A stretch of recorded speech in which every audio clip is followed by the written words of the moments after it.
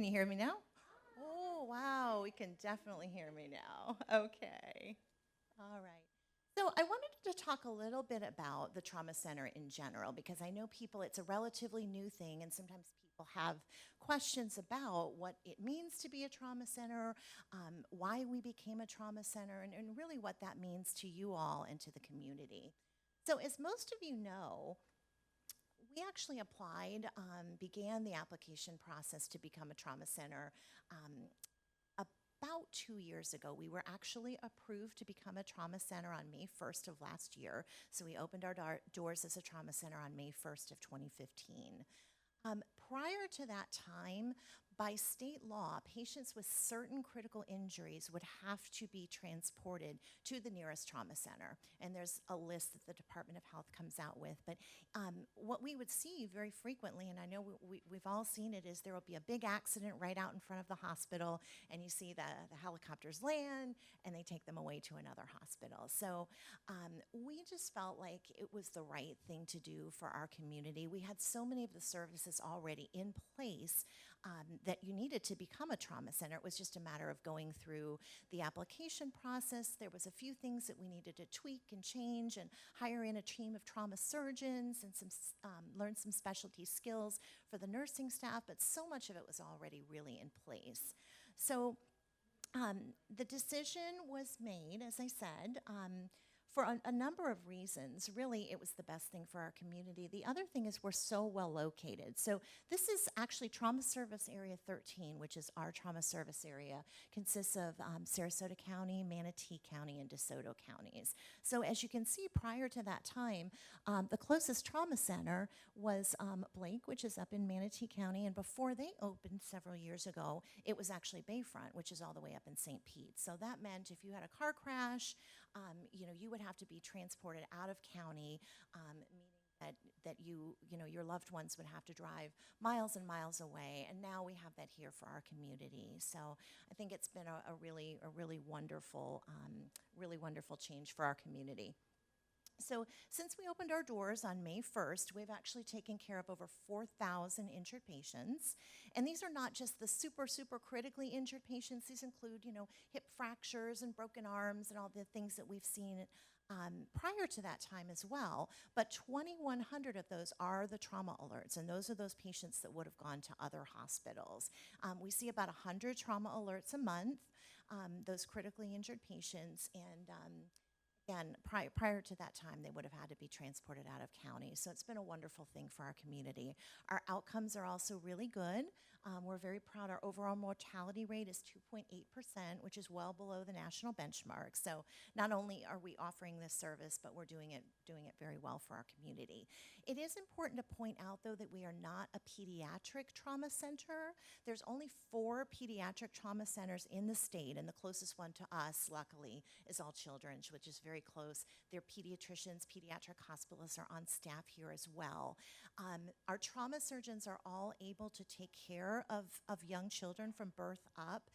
What we don't have here at this hospital that keeps us at this point from becoming a pediatric trauma center is the specialties like pediatric neurosurgeons and those very specialized things, pediatric ICU. So, for example, if there is a child that's injured in a car crash, many times they'll be brought here to be stabilized and evaluated. They may find that they're okay, they're treated and released to go home, or we may transfer them to the pediatric trauma center that's fairly close by if they need, extended care and those specialty services like pediatric neurosurgery, for example. Any questions about that? Right, well, I'm going to move on to our talk today. So my goals really for today's talk is that you all are able to learn some new things that you may not know, the kind of newest and latest and greatest. And just to give you a little bit about my background, I actually have 5 children, 3 stepchildren and 2 natural born children, shall we say. I always call I hate the term stepchildren, so I always call them my bonus children because I feel like they're mine. But anyway, I have 5 children, and through the magic of step parenting, I actually became a grandmother before I became a mother. So that was kind of interesting. I have a grandson who is 13 days older than my oldest son. They're very good friends. And then my children are 14 and 12. So I was amazed when I started researching this topic how many things have changed. And I have a 12-year-old. I mean, it's so, the recommendations that are out there are so different, even from 12 years ago. I was really shocked. I had to, re-Google things a few times, like, really, that's changed? Because it used to be this. And so that's been kind of interesting for me in researching this, is how much has changed in such a short period of time. And it's hard to keep up with all these different trends. So I hope that you can identify at least a couple strategies today that you would like to use to help keep your grandkids safe or make your home a little bit safer for you and your friends and family. And I hope that you'll share some of these tips and trends with other family members, your friends, because again, there's things I certainly didn't know that I found out as I was researching these topics. All right, so we're going to start out kind of the life cycle with babies. I googled. I wanted to find a cute picture of a baby, and they were all cute and happy and smiling. So I actually had to Google babies getting into trouble, and that was interesting. They were, playing in the toilet paper roll and doing all kinds of things. But I thought this one was kind of cute. And I thought at first it was an electrical cord, but I think it's a phone cord. I'm not sure that's much safer. But the point is we don't want them to chew on that stuff. But babies are curious, right? That's how they learn about their world. They touch, they taste everything. That's how they learn about their world. So they're not as delicate as we think they are. If you watch the nurses in the neonatal units, or the newborn nurseries handling, they're flipping them around, and babies are really a lot tougher than we think they are. But there's some things that we can do to help keep them a little bit safer. So we're going to talk about some of those things. All right, so one thing that has changed, and this isn't too recent of a change, but it is probably a change for several of us, is the back to sleep, okay? And that actually came out, that back to sleep campaign started in 1994. The American Academy of Pediatrics actually recommended it a couple years before, but we're talking the early 90s. So some of my 3 of my stepkids weren't even born then. So it's a fairly recent change. So, we were probably all put down on our tummies to sleep. At that point in time, they realized that it's safer for children to sleep on their back, and that was a big change. They should, at least up until 1 year of age, should be placed on their back at all times, even during naps. And what I found out as I was researching this is that babies that are used to being placed on their back and are placed on their tummies are at even higher risk. And I guess that's probably because their muscles don't get that chance to develop as much as when we our tummies all the time. But anyway, back to sleep, if you can remember, back to sleep. The rate of sudden infant death syndrome, where crib death, as they call it, where babies just don't wake up from their nap and they really don't know why, has actually decreased about 50% since this campaign has gone into effect and these recommendations have started. And this is just one graph that kind of shows you. So here was back in 1988 where it starts. You can see in the blue is where the American Academy of Pediatrics recommended back to sleep. And then the campaign started a couple of years later where they really started to get that publicity out in 1994. So you can see the bar is going down, the colored bars. That's the rate of sudden infant death syndrome, as the rate of babies sleeping on their back goes up, which is that green line, okay? And it does stop, so I'm hoping now that it's 100%, but I doubt that we're quite there yet. But back to sleep is one really important thing. And it's important for babies to get tummy time too, because they use that, to lift their heads and to gain strength. But the best time to do that is when they're awake and they're in your direct supervision. So that tummy time is really important, just not when they're sleeping. Another thing, and this has totally changed since I had babies. Because let me tell you, there's a pictures of my kids, and you can't. It's like find the baby among all the stuffed animals and the pillows and the blankets and the toys that were in the crib and the crib bumpers. And now they say nothing but a mattress in there. Which the first time I heard this, I was like, but don't they need a pillow for their little heads? And they really don't. It's not until we get older that we really need that neck support. So that has been a big change. So they recommend really nothing except a fitted sheet, a tightly fitted sheet, should be in the crib now. No crib bumpers, no blankets, no pillows, no toys. I'm like, but anyway, of course, you want to keep them as safe as possible, right? Um, the other thing that we might not think about, especially if you have somebody visiting to your house, like, maybe if grandchildren come to visit and bring a pack and play or one of those portable high chairs. I know when we went on vacation, it would be like my husband and I would have one tiny bag and the baby would have the entire rest of the back of the van with all their gear, They're this big and they have all the stuff that they need to travel with, right? So one thing that you really want to think is wherever the baby is sleeping or playing or eating is to make sure that it's away from windows that may have window cords. And that's something I didn't think about either. It's very easy to put a pack and play, over in the corner of the room and not think about that cord dangling down there. And of course, again, babies are exploring. They grab everything, they touch everything. They could pull the little thing at the bottom of the cord off, swallow it, get the cord around their neck or something like that. So you want to just be cognizant of where you're placing any cribs, any sleeping areas, anywhere where they're playing, and just make sure that it's away from any cords or windows. Um, Talking a little bit about burns and fire, and this is really, again, good for every age group. So I tried to kind of split things out as to where they fit the best, but you'll hear me talk about this a couple times.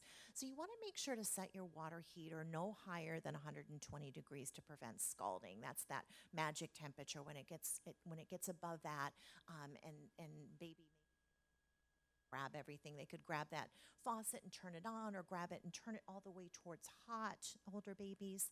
Um, so you want to make sure not to set your water temperature too high. And we're lucky in Florida in that when we turn on the cold water, you guys always surprised when you go up north and you turn the cold water on and it's actually cold water. Down here, it's 70 degrees. So that 120 goes a long way when you're heating up for the shower, right?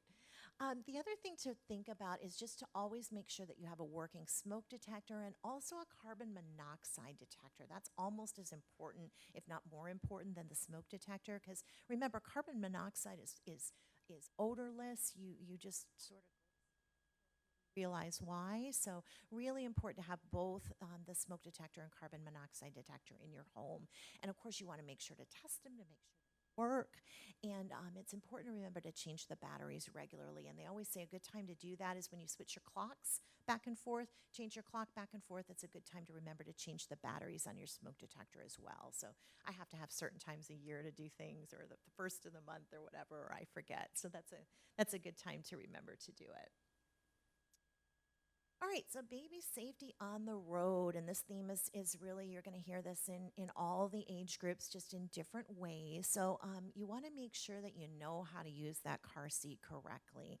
And oh my gosh, car seats they're not the easiest things to install, to fit, to make sure that oh my gosh, they can be pretty complicated. So don't feel like you have to do it on your own. If you go on the computer and Google car seat help, there are many places that will help you. They have car seat testers that will make sure they're fitted correctly. Most of the fire stations do that. The All Children's out on Rand Boulevard, they can help with that. So there's places that can help you install those car seats and make sure that they're fitted correctly.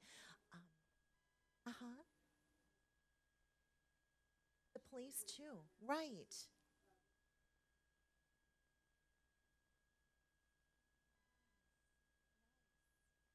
Great. That's fantastic. And they may very well do it here as well.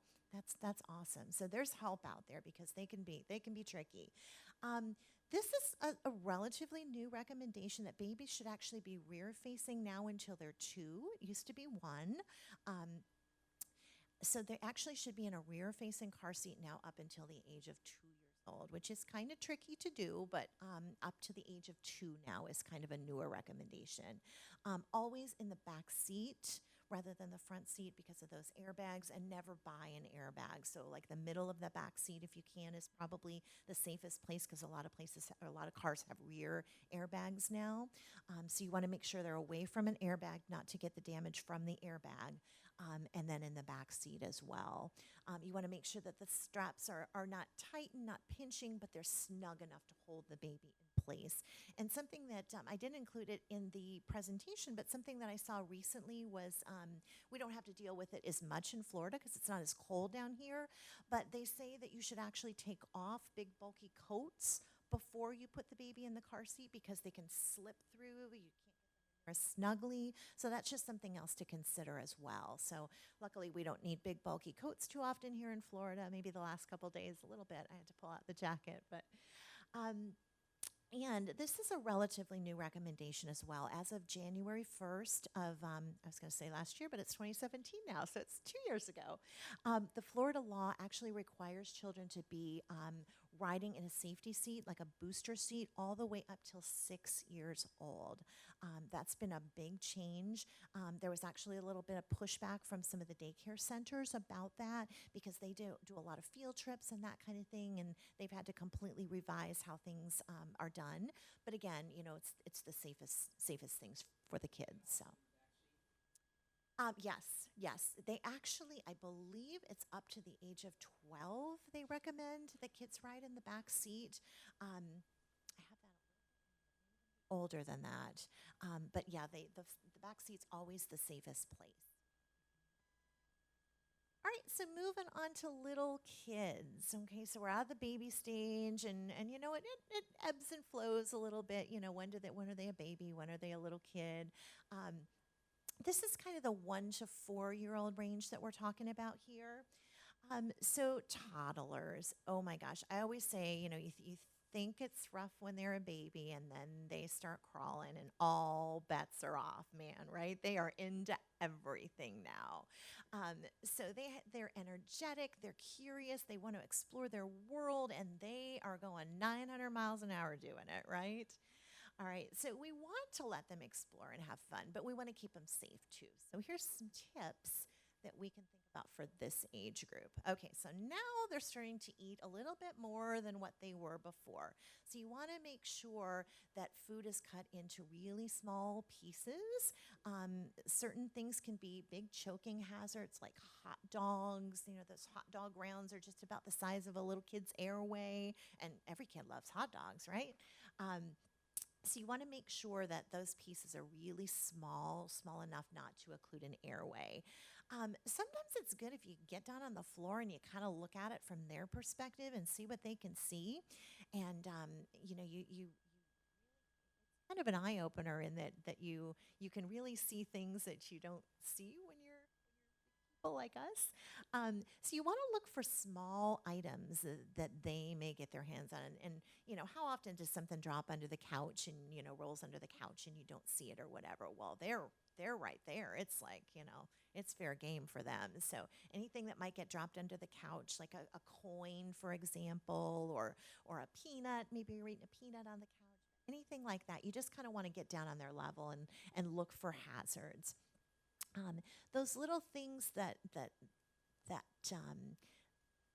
that can be so hazardous to kids. Some of magnets are a big hazard to kids. Okay, and think about it. I mean, most of us have magnets on a refrigerator, and sometimes they drop off. Those little button magnets. Really, really important to be thinking about things like that. Even a button that falls off your clothes and may roll under the couch. So just get down on their level and really think about those type of things. Magnets can be a big one. And again, especially if they're those little multiple magnets, sometimes there'll be toys that or adult toys, those little stress reliever things that we keep on our desk that you can make into all different kinds of shapes. Those, if they swallow one and then swallow another, can bind together in the child's stomach and can create issues. So if you ever think that they've swallowed anything, best thing to do is to seek medical attention right away. They can get an x-ray and, maybe it's nothing, maybe it's something that will just pass naturally on its own, but it's important to make sure what that object is and where it is in the body, okay? Make sure that it's not in their airway, for example. All right, so batteries are one besides magnets that can be a big hazard. And I know, I mean, thinking back, when both my parents wore hearing aids, when I would go over to their house, they kept their hearing aid batteries, either on the table, next to in the living room, right next to where they sat, or they'd be in a basket on the floor. That's just what's convenient for us, right? Those button batteries can be really, really hazardous if they're swallowed. Not so much if they're swallowed. If they're swallowed and they go all the way through to the stomach, they'll usually pass through. But sometimes they can get dislodged or lodged, I should say, in the esophagus. So again, it's really important to get an X-ray if you think that your child or your grandchild has swallowed a button battery, to make sure that it has passed into the stomach, in which case it'll go on through.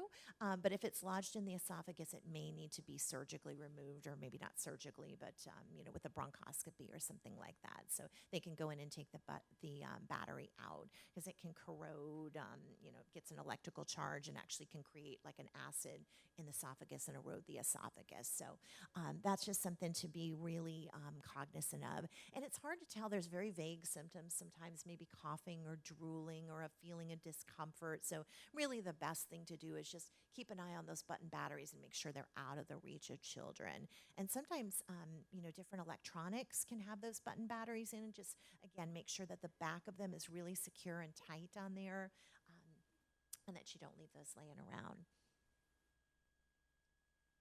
Okay, we were talking about this with you guys right before we got started with this presentation. So furniture, one child dies every 2 weeks, believe it, when a piece of furniture, a television, an appliance, a dresser falls on them, okay? I always say my kids are probably either the most or the least fortunate around, because they have a former critical care and now trauma nurse for a mother, and my husband was a firefighter and an emergency medical technician. So like, we've seen it all and we've seen it in different ways. So we are like the most paranoid parents around. So I didn't really, this isn't something that I thought about, because again, I worked in an ICU. We're not a pediatric hospital, so I didn't really see kid stuff. But he's brought home a bookshelf one day, and I was getting ready to put my books on, and he said, "Oh, no, no, no, no, you can't put anything on there until I attach it to the wall." And I'm like, "Why?" And I ran on a call where a kid pulled a bookshelf over on himself, and he died. I'm like, "Oh my gosh, you have to anchor everything in our house to the wall right now, today, immediately." So it's rare, but it can happen. I mean, when you think of 20 plus children, that die from this each year, so really important to take those precautions. And you can kind of see it's kind of a gamut of the ages there. Mostly the toddler group, because they're more mobile, but even older children, I think it's 10% or in the 5 to 9 range that are injured from these. So anyway, so here's a few tips as far as that goes. So tip overs, you want to make sure, assess the stability of your TV. Okay, so many of us have these flat screen TVs now. They can be mounted to the wall, and that's probably the safest thing to do. They probably won't have as much damage because they're not as heavy if they do tip over, but of course you don't want any hazards at all. So make sure you mount those flat screens to the wall, or at least have them in a secure area. And then those older heavy old style TVs, I know we had one up until a couple years ago. They're particularly dangerous. You want to make sure that they're secured, they're on a low steady piece of furniture, and nothing that the child can climb up onto. Similarly, I think we talked about the twins earlier, that you had told me about, that pulled the dresser drawers out and then climbed in the dresser drawers. So some things you can think about there is make sure that you have drawer stops on them so they don't pull all the way out. So if you think about, when all those drawers are pulled out, I know like in the filing cabinets, you can only pull one drawer out at a time and you have to push the other ones in. kind of similar to that. If you pull all those drawers out and then the weight is here, step into one of those drawers, it can easily go over on them. So just some things to think about there. And again, you want to they only climb usually when they're tempted by something. Like I see the food up there, I see the toy up there. So you want to think about keeping those tempting things not up high where they're going to want to climb up and get them. Okay. Right. Burns. Again, we talked about the water heaters already, but that's important really at any age. I mean, and even as we get older, our temperature sensation isn't as good. So really the water heater thing is good for any age to prevent burns. Kids love to reach for stuff, right? So you always want to remember when you're cooking to use those back burners and to turn the handles away, okay? We do see a fair amount of pediatric burns here. Some, mild that we're able to treat them and have them go home. Some that we do need to transfer to a burn center, and they're very often from cooking from hot liquids where, the mom is even maybe holding the child and the child reaches over. So important to keep those pot handles away. And I thought this was a really great tip. How many of us have tried to cook and, the little one is getting into everything. So, you put them on your hip and you hold them. Great tip is to put them in a high chair and bring the high chair into the kitchen and, not near the stove, of course, but right there where they can see you, they can talk to you, you can talk to them while you're doing it and still keep your eye on them so, they're not climbing on the furniture in the other room. But they also are not in reach of anything hot or anything sharp. And important, of course, to unplug and safely store irons and curling irons, anything like that they may create a double hazard from the burns and then also from trying to plug things in, plug appliances in, of course. Right. Falls. Believe it or not, falls probably accounts for, I would say, about 2/3 of our trauma admissions, and that's really all age groups. Okay, when you think about it, babies, that are maybe unattended that roll off a bed or something like that, or off a changing table. As they get older, they start playing on the playgrounds. They fall off playground equipment. As we get older, we may not be quite as coordinated. I was never coordinated, so I wouldn't know. And all those different hazards in your home where, our balance may not be as well, but falls really runs the gamut of age groups. So some of the things that you can do to protect the kids and really protect yourselves too is consider those anti-slip rugs or not using throw rugs, but rugs are a big hazard. I know my kids are always running around with socks on our tile floors. I'm like, oh my gosh, take your socks off and don't run in the house. But socks on those tile floors are really, really tough. The non or the mats, things like that, to prevent our showers or bathtubs from being so slippery. Anything to make it less slippery in the bathtub. That's a big place where people fall, or the shower, or the bathroom tile floors. Anything anywhere that's slippery. Again, for the crawlers and climbers, which this stage is, you want to make sure that you move chairs and furniture away from things that they can climb. Okay, so you don't want a chair right next to a bookshelf. You also don't want it next to a window. Okay, so let's say you have an open window and we think, oh, but there's a screen in there, right? Well, all you have to do is fall into that screen, and it's designed to keep the bugs out, not to keep people in. So screens are really not secure at all, especially if you have, second floor windows. You want to make sure that you have those window guards in place. And then thinking about the fire, you also want to make sure, the fire hazard, you also want to make sure they have those emergency releases as well. Seems obvious, but you don't want to let kids play on high porches or balconies or near the tops of stairs. There's all those stair guards that you can get, and they're great for this age where they're mobile, but maybe don't have the rational skills to keep themselves safe. Yes. Uh huh. Uh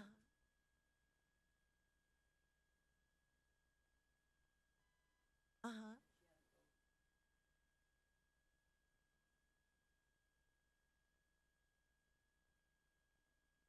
huh. That is a great tip. Dog doors. I didn't even think about that. Yes. Oh my gosh. Oh my gosh. I was just going to ask where it came out into. Yeah, so a lot of times we do have that link to the outside. I know I had a cat door that went out to the garage, but I certainly would not want my child out roaming around in the garage either. Um, Oh, or out to the pool. Oh my gosh, absolutely. So, again, that's a good reason to get down on their level and just think about all the different things they can do.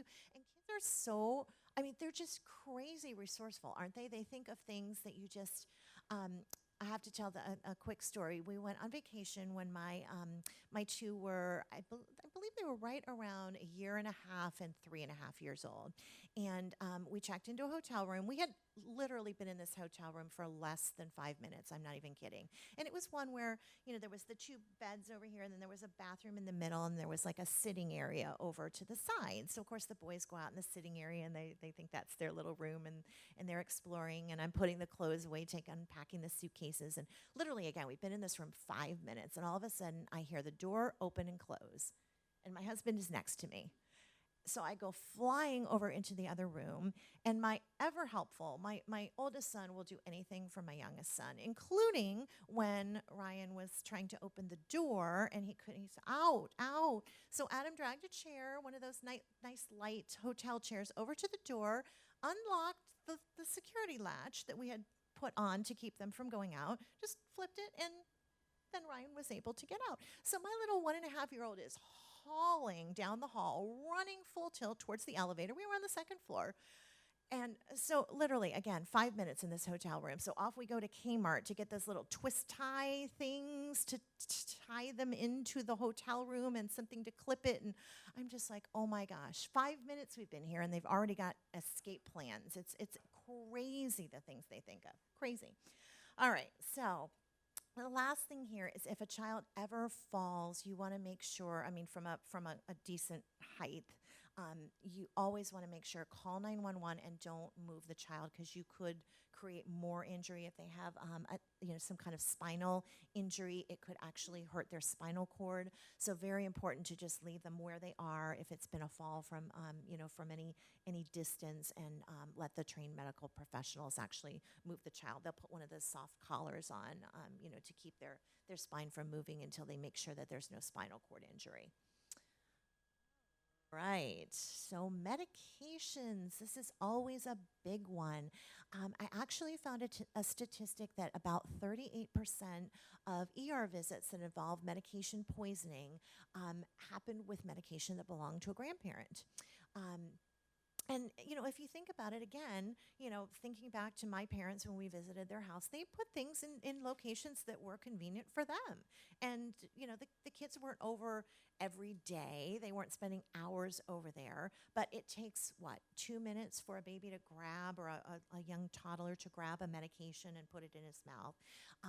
So often that can happen. It's those of us that don't have to worry about it all the time and don't have to think about it, that can create those hazards that we certainly would never want to have happen. So you want to put your meds up and out of sight after each use. Okay. Even if I know sometimes I'll leave a medication out on the counter or something. My kids, again, are older now. Oh, I want to make sure, to remember to give them that med before they go to school, their antibiotic or whatever they're on. Try to keep them up and out of sight. Another thing we don't think about is things like our purses. Okay, a lot of us keep medication in our purses.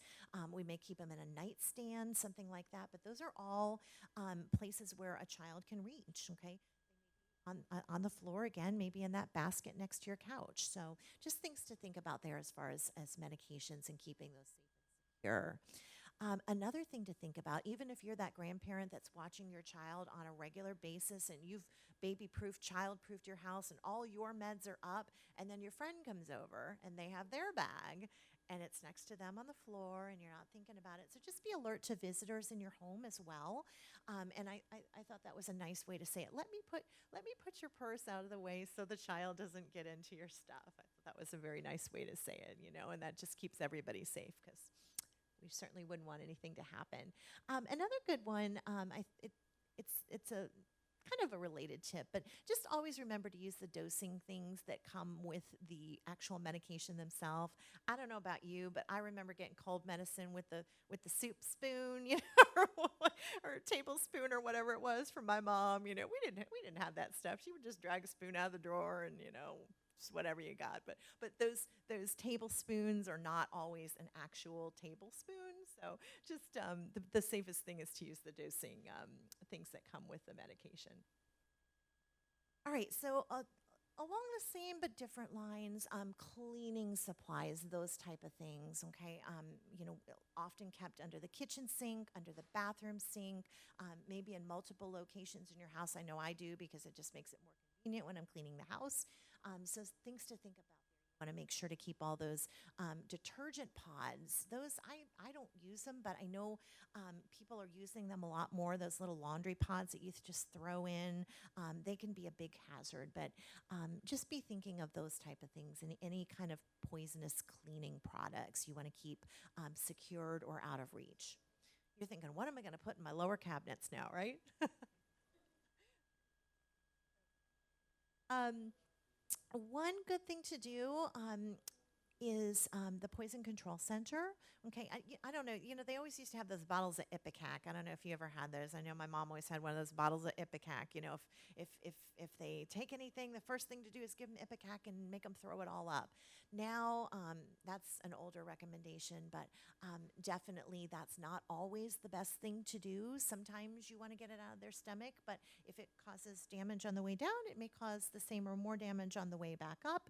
So the first thing to do is get a hold of the emergency room, Poison Control Center, and they can tell you the best thing to do to treat those, whatever the baby or the child has ingested. And it may be very different. They may say give them a ton of water to drink to dilute a caustic substance, or they may say, don't do anything, get them to the emergency room.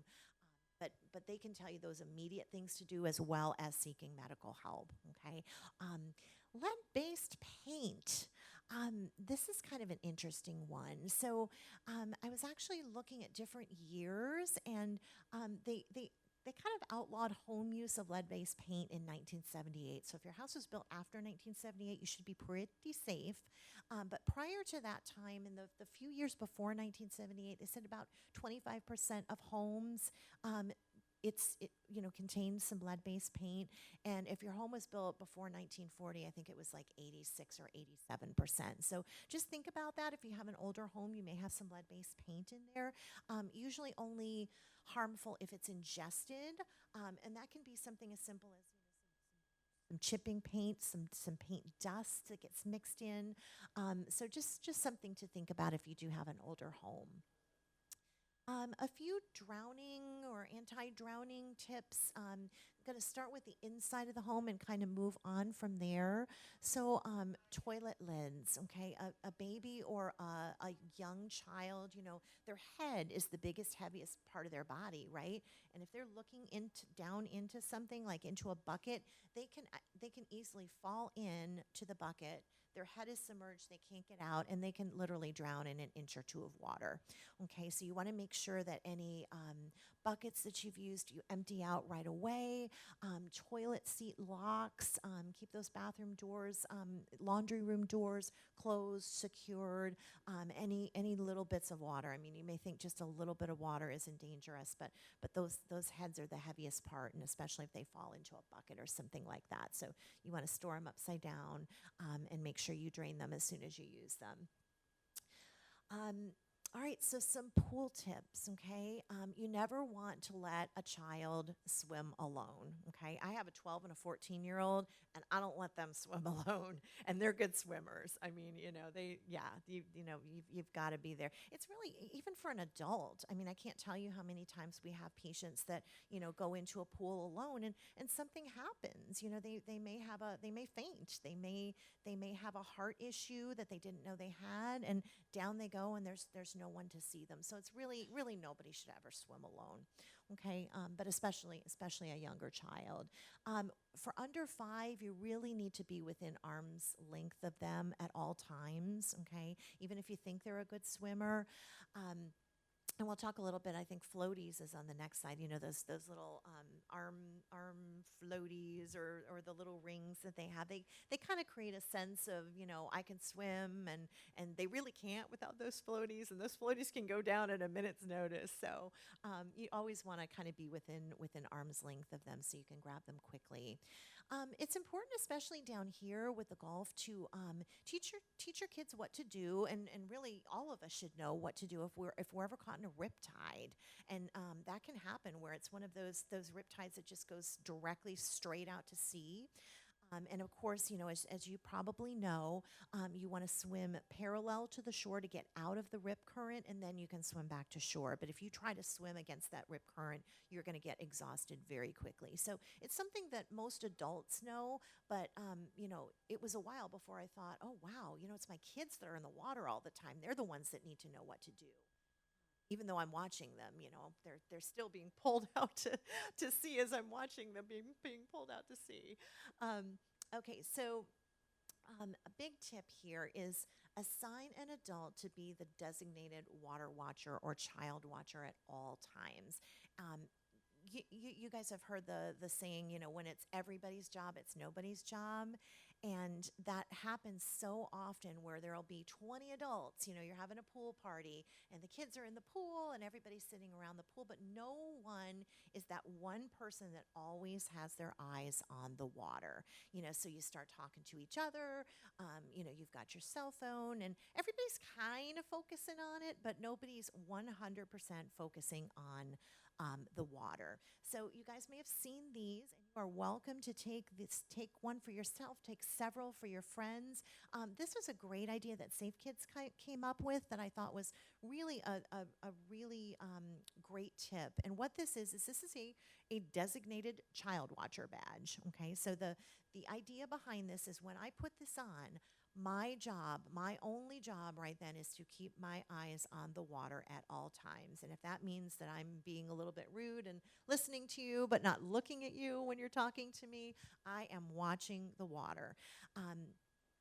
You can't be that vigilant for too long, so you want to keep trading off that responsibility. So if I want to go into the house and get something to drink, or I want to use the bathroom, I hand this to someone else and say, will you be the water watcher for a little while? Okay, so I thought this was a really great idea. I've actually had this happen at my own house where, my thought is, I'm watching my kids, you're watching your kids. Well, one of the kids fell in and dad didn't see him, and luckily a couple of us saw him, but always good to have that one person. And he was just talking, he was right there, but he was talking and had his eyes on the person he was talking to. So just it's really good to assign one person to be the water watcher. And it's so interesting too that people think, when you see people drown in the movies, they're like, help, help, right? Kids don't drown like that. People don't drown like that. They go under, they may come up and take a breath because, that's our priority is we're trying to breathe. They may come up, take a breath, go down again, but they rarely will yell for help. They don't splash around. They just sort of go down. And there's some videos, I don't know if any of you have ever seen them, of find the drowning child. It's kind of interesting if you ever get the opportunity to do that. So these are videos that were taken at public pools, and of course everyone was okay. There's a lifeguard that's trained in this, but if you look at this crowded pool, it's very hard to spot the child that's drowning. And usually when the lifeguard dives in, there's people standing literally within arm's range of this kid going, what happened? And the kid is at the bottom of the pool. So it's not the big production that we all think drowning is going to be. All right.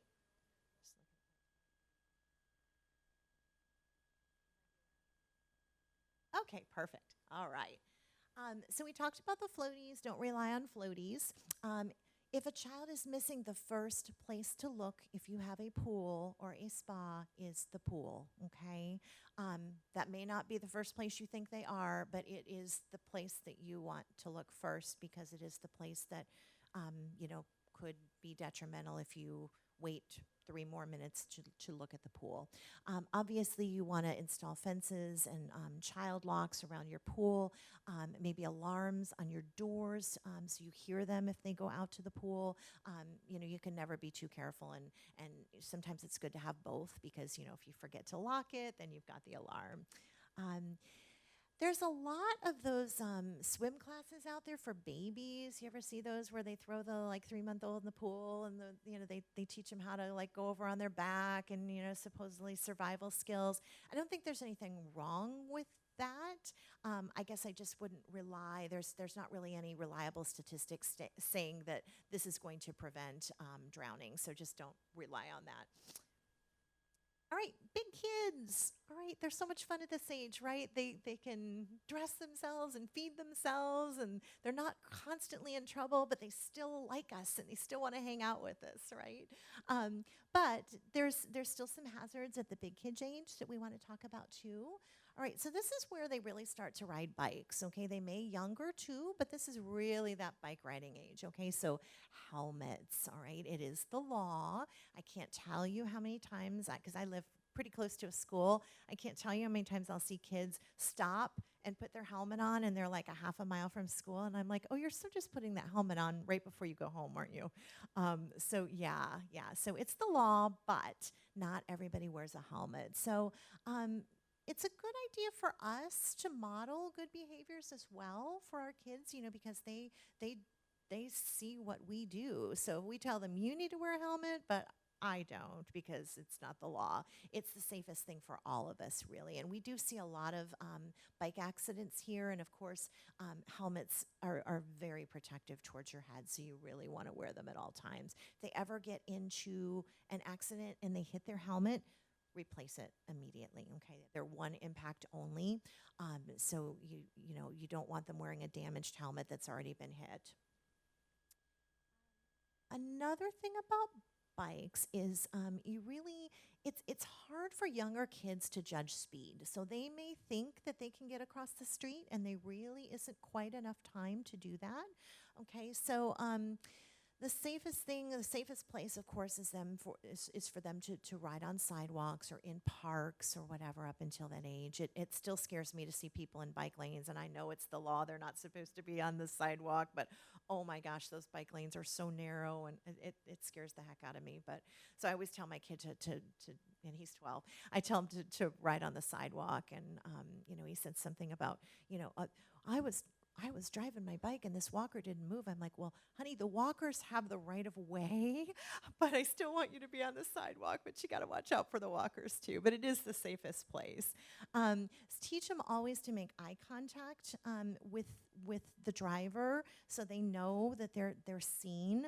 I've had some scary instances happen to me, and nothing ever happened out of it, but when there's like a one-way street, like a really busy street, for example, you're looking, all the cars are coming this way, so you're looking this way to see if you can make that right-hand turn. And I'm looking, and all of a sudden a biker comes from this way right in front of my car, and I'm like, oh my gosh, I need to look both ways. But sometimes you don't think about that if you're on like a one-way street. So just some things to think about, make contact with that driver to make sure that they see you. And then, of course, you want to make sure that they're wearing reflective gear, lights at night, and nothing that's going to get caught in bike spokes or anything like that. How many of you see people walking and looking at their cell phone, right, all the time? And this isn't just kids, this is adults too, right? So we're always walking and looking at our cell phones. So that's a big hazard. Headphones are another one because they can't hear the horns and the things behind them. Okay, so just some hazards to think about there. Of course, you want to use traffic signals, crosswalks. Most accidents don't happen at crosswalks, but they happen, when people try to go against traffic at a non-designated crossing spot. Okay, and again, teach them to look left, right, and left again, because you never know what direction people may be coming from. All right. Playgrounds. You want to look and make sure there's no hazardous materials at any playgrounds that they're playing on, that something's not broken or hanging. Most of the playgrounds I see have that nice impact resistant surface, unlike what we've seen in the past. So that's really good. And then make sure they're on an age appropriate playground. Most playgrounds now have designated areas for younger kids and older kids. It's amazing how quick you go from the oh my gosh, watch out for the big kids to now they're big kids and you're like, watch out for the little kids. It's amazing how quick they grow. But it's nice that they have those different age appropriate areas. All right, so the last age group that we're going to cover is the preteens or tweens and teens, and I kind of lump them all together. So this is a tough age, right? They're growing up, they want to be independent, they don't need us, but they still really do. And some risk-taking behavior can happen at this age as well. So, few tips on teens. My oldest is going to be getting his learner's permit in a few months, so I am scared to death. So modeling good behavior for them is huge, okay? We want to always wear our seat belts, not use the cell phone in the car, all those things. They watch what we're doing and they mimic us, and it's really hard to tell them not to text when you are doing it, okay, when you're driving. So you really have to model those good behaviors. So I think we talked about this earlier. So it's kids younger than 13 should be riding in the back seat. And I know that we don't do that or see that all the time, but that is the safest place for anybody under the age of 13 is in the back seat. Okay. Some things that young drivers really should know, and they don't always. It's not maybe things that we think to tell them. So information they always need to carry in their car. They may not know that they need to carry their insurance information with them at all times. What to do if they get pulled over? I mean, think about it. They may think the best thing to do is get out of the car, and the next thing they know, they've got an officer with a gun drawn on them, right? So just tell them, this is what you do if you get pulled over. This is what you do if you get in an accident. You don't leave. You don't say, oh yeah, I think everything's okay. You exchange information with the driver, contact information, insurance information. What to do if they don't feel safe with someone they're driving with, and especially at this age group, it can happen. They go out, the person that they went with is drinking, goes to a party, had a couple of beers, and now they're stuck and they can't drive, even though they may be sober. They need to know that it's safe to call parent, grandparent, friend, give them numbers and let them know. Never get into a car with somebody that you are concerned about. There's always other options, but just kind of talk over in advance what those options are. And this is an interesting one that I want to talk about is how to escape a sinking car. And this is kind of close to home because we had a couple of patients at our trauma center a little over a year ago, young. They were older teenagers. I think they were 18 and 19, who actually both died when their car crashed into a body of water, not a large body of water, but like a pond. And it was heartbreaking because we heard they were making cell phone calls, help me, and they didn't know what to do. And I had always heard in the past that the best thing to do, you wait until your car is filled up with water, you take that breath, you open the door because you can't get the door open until the car is full of water. That is no longer the recommendation. That used to be the recommendation. The recommendation now, and I'm going to flip to it, is these are kind of the steps to think about, okay? You want to get your seatbelt off immediately. If you're going, for example, off of a bridge, don't take that seatbelt off till you hit the water because a lot of deaths can happen from the trauma of hitting the water, so you want to make sure you leave that seatbelt on. Once you hit the water, seatbelt comes off immediately. Next thing to do is window. If you can get your window down, roll it down immediately, okay? Because you may lose power and you may not be able to get it down very quickly once the equipment gets wet. I talked about my crazy, insane firefighter husband. He got me this a few years ago. I was like, well, that's lovely, but what do I do? Wear it around my neck? Or what is this thing? Okay, so he's like, you have to have this in your car. This is a window punch, okay? And it's also a seatbelt cutter. So down here is the seatbelt cutter. You have to have it in your car at all times. This is how you use it, and you have to have it where you can reach it, okay? So These boys, I believe, were upside down in their car. Okay, so you think about how you're going to get a seatbelt off when you're upside down. You can cut it. Okay, there's a cutter on there. If you can't get your window to roll down, there's a window punch. You break the window and you go out through the window. Okay, and this all has to happen within minutes, literally within minutes. Okay, if there's children in your car with you, the best thing to do is to get, and this is kind of counterintuitive, get the oldest ones out first because they're the most likely to be able to help themselves, right? Usually they can swim, they can think. Get the oldest ones out first, help them get out, and then get the youngest ones out because you may have to carry them or have the other adults or other children carry them. Okay, so some things that we need to think about, and then again, get out as quick as possible. Don't worry about your purse. It's your life. Get out of that car as soon as you can. Okay. Terrible things to think about, but we live and we're surrounded by water, and it does unfortunately happen. So it's good to think through these things because you literally have a couple minutes to act when it happens. Gun safety. Half of all unintentional shootings are committed by children and teenagers, usually unsecured guns in homes. Okay, so the best thing to do, obviously, is not have a gun in your home. You don't have that control sometimes if they're going to other people's homes. Okay, so it's okay to ask, do you have a gun in your home? Is it secured? So you want to make sure that the guns are secured, ammunition is stored in a different location. Medications. We talked about medication safety with the little ones, so it's a little bit different with the older ones because they're probably not getting into it by accident if they're older, okay?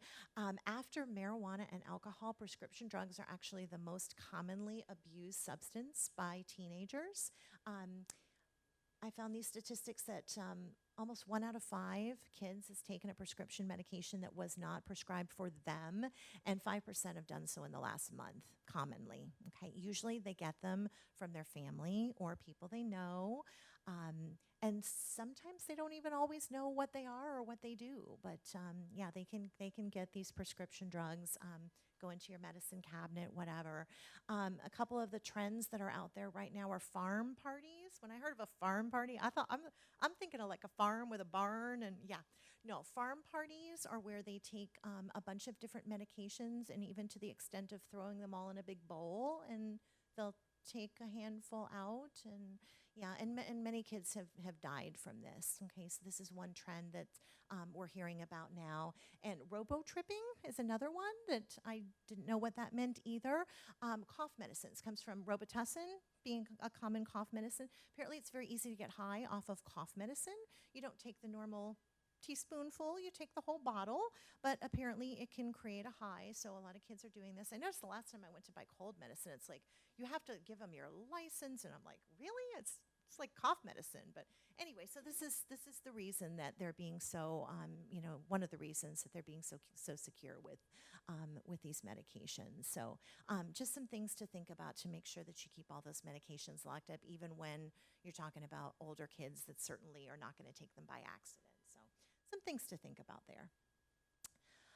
That is all I have. I would love to answer some questions for you guys. Thank you so much. I really appreciate. I can't tell you how much I appreciate you taking the time to come and learn some of these new. I learned so much creating this presentation. Oh, good. I'm glad to hear it.